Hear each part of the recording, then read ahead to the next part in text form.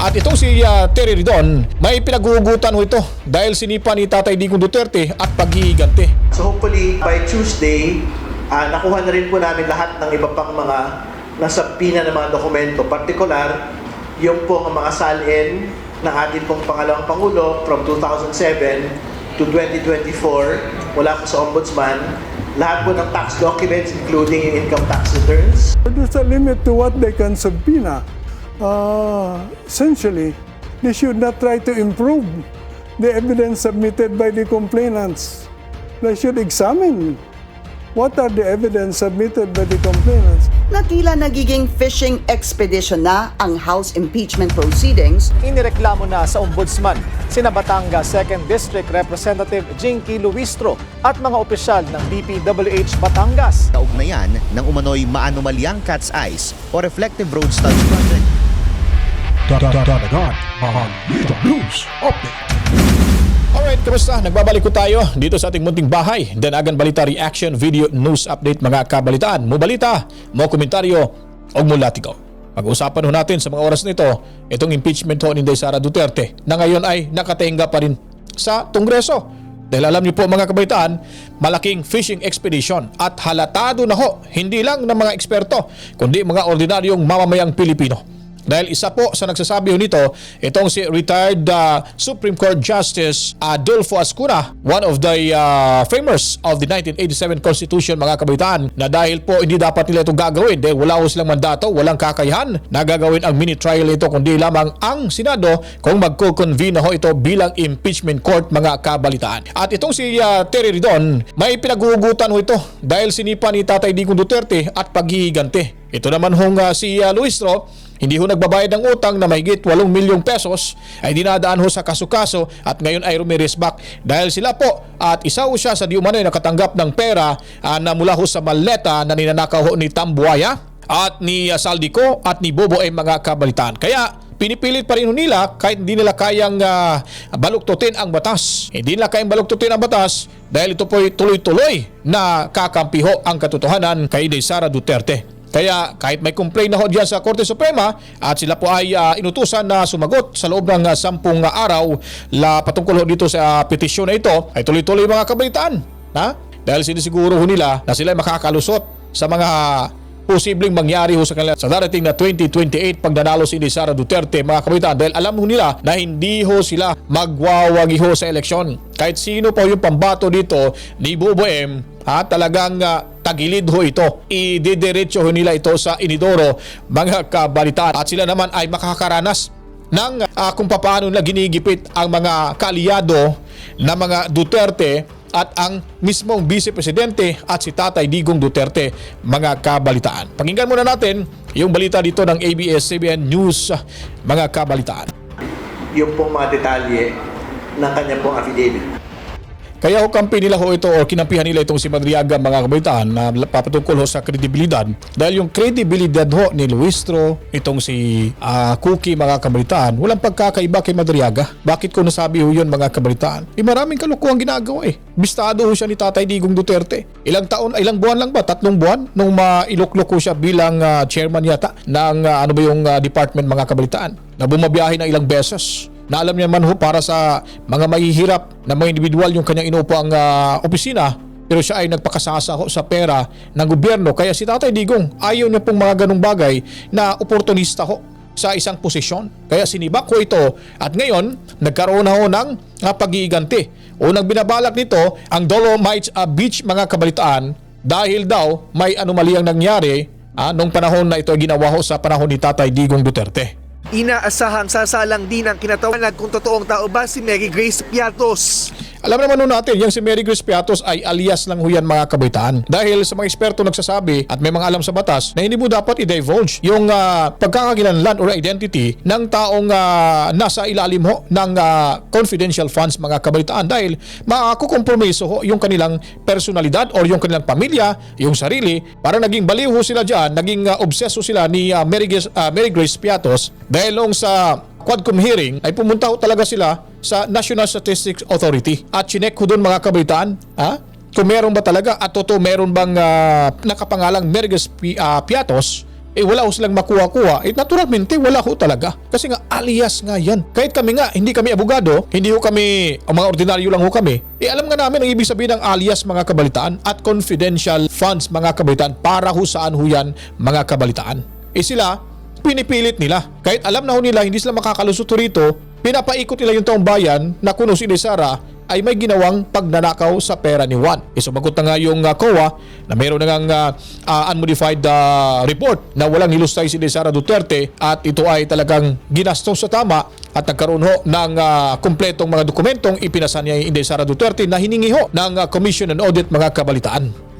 At ang ibang kahinahin Ang pagmumukha ni Luis dito mga kabalitaan, nakakadiri no? Yung balat talagang magaspang. Tapos pag umaasta akala mo kung sinong matalino, boba naman pala mga kabalitaan. Matakin nyo po, tinutuligsaw nila si Sara Duterte dahil daw may anomalya, dahil daw ninanakaw yung pera. Kahit sabihin man ho nila na pataso sila dyan, wala na. May paghuhusga na ho sila mga kabalitaan kay Sara Duterte. Mamaya po, bakit ko ba sinasabing nakakadiri ho itong babaeng to mga kabalitaan? Dahil walang iya ho talaga tong si Luis. Akala mo malinis, akala mo walang anomalya mga kabalitaan nga ginagawa. Napakalaki pa ng mga anomalyang ginawa ho nito sa kanyang baluarte mga kabalitaan.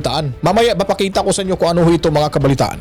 Iginit naman ni Lanao del Sur Representative Zia Alonto Adyong na ang proseso ng impeachment sa mababang kapulungan ay hindi naman agad parusa, kundi isang patas na proseso para alamin ang katotohanan. Hindi raw parusa mga kabalitaan pero ang kahihinatnan nito ay pamamaiya ho sa ating pangalawang Pangulo at para ho sila may masabi ay pamukhaw nila sa taong bayan na kuno si Sara ay kawatan. Yan naman po yung proseso dyan nila mga kabalitaan kasi nagbakasakali silang magbago yung isipan ng mga taong bayan na hindi na ho susuportahan si Sara Duterte. Nakakaya ho mga kabalitaan yung mga ginagawa ho na dyan ng mga tongresista sa tatagal ho ng impeachment. Kung sila po ay may kaukulang ebidensya na, may sapat ng ebidensya, nga bakit hindi ho nila ito isumite sa Senado para makonvene na ho ang Senado bilang impeachment court at doon ho magkakaroon ng bloodbath mga kabalitaan na sinasabi ni Sara Duterte at magkaalaman kung ano talaga at sino talaga ang may pakanaho ng lahat na ito mga kabalitaan. Ito nga si Ascuna, sabi nga naisa daw itong fishing expedition. O ba't hindi nila ho ito pakikinggan? Hindi ba sila nahiya sa sinasabi ng dating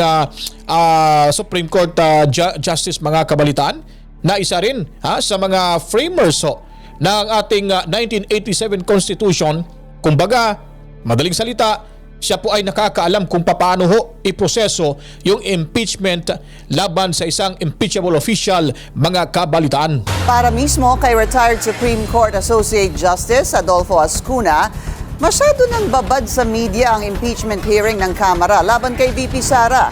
Sang-ayon si retired Supreme Court Associate Justice Adolfo Ascuna sa hirit ng kampo ni Vice President Sara Duterte na tila nagiging fishing expedition na ang House impeachment proceedings laban sa bise.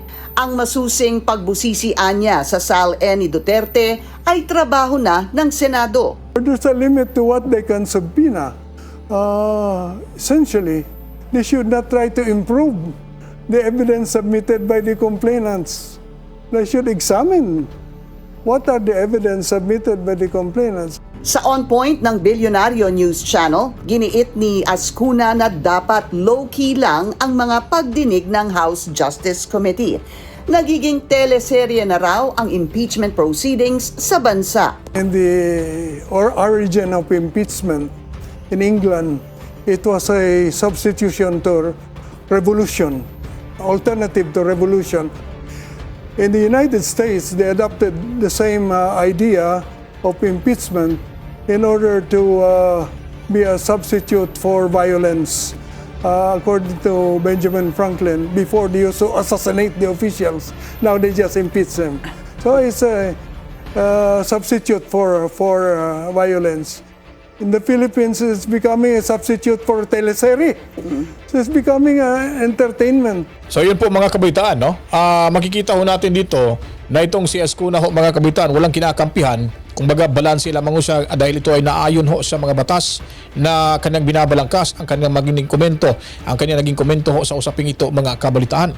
At kung pakatitigan ho natin at aalamin ho itong impeachment ni Sara Duterte, naturalmente, klaro naman ho talaga fishing expedition ho ito. Ang sa kanila lamang ho mga kabitaan na makakuha ho sila ng karagdagang impormasyon or ebidensya dahil alam ho nila sa mga hawak-hawak na ebidensya ho ng mga makakaliwa na author ho sa pagsampa ng kasong ito ay kulang ho, wala hong sapat at kumbaga takot na ho sila ditong hindi matuloy ang impeachment dahil nga po mga kabaitaan ay marami ho sila or yung mga taong na andyan ho, yung mga mambabatas na pumapaboro sa impeachment na ito na hindi ho pinapakinggan ang kanilang mga konstituente, takot ho sila dito mga kabaitaan dahil makulong ho sila pagdating ho ng panahon kapag si Sara Duterte ang upo na bilang bagong pangulo ng ating bansa.